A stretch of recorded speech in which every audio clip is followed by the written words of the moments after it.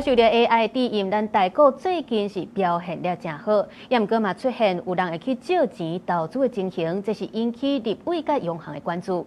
而且因為這台股7月以來起起落落真大，咱的全球經濟嘛是受到 AI 甲中東衝突兩大力量的影響，所以未來這股市是安怎變化，也該繼續觀察。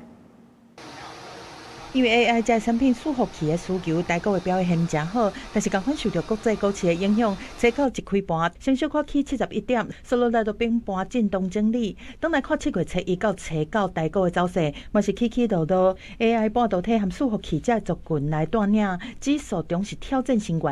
初一收盤收跌47018.99點，不過刷到來到高檔修正。到初9指數是一路震動走落，中場加權指數是收跌45354.61點，落379.8點，整體嘛是呈現震動偏濟的格局。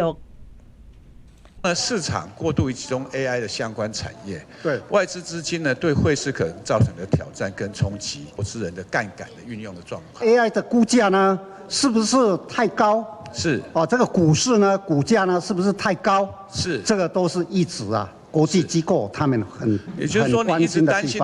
小錢是集中在 AI 概念股，甚至一個投資人是透過儲貸款、信用貸款等真濟貸款來投資投入股市，形成6大工堂高槓桿投資亂象。對這央行總裁尤金龍嘛在備詢的時陣講，主要重視信用槓桿過度擴張的現象。股市融資槓桿變化及銀行資金流入股市情形。銀行則宜留意相關信用擴張情形及其風險的控管。國際貨幣基金組織是發布上新的世界經濟展望，提醒講，雖然全球攏在燒 AI 資金，但是嘛面對 AI 市場有機修正和中東衝突升級，全球貿易碎片化等對市場的影響，全球經濟成長率預測會對4月3.1%，小可對下卡修正到3%。Also, the very strong momentum we're seeing in the global tech cycle, that's the other major force that is partly offsetting what we have been seeing from the impact of the war. 國際貨幣基金報告指出講，全球航運和供應鏈若是會當隨來恢復，就當進一步來支持經濟。不過若是衝突又閣升懸，全球的經濟即擺要來恢復，恐驚就要閣等一下。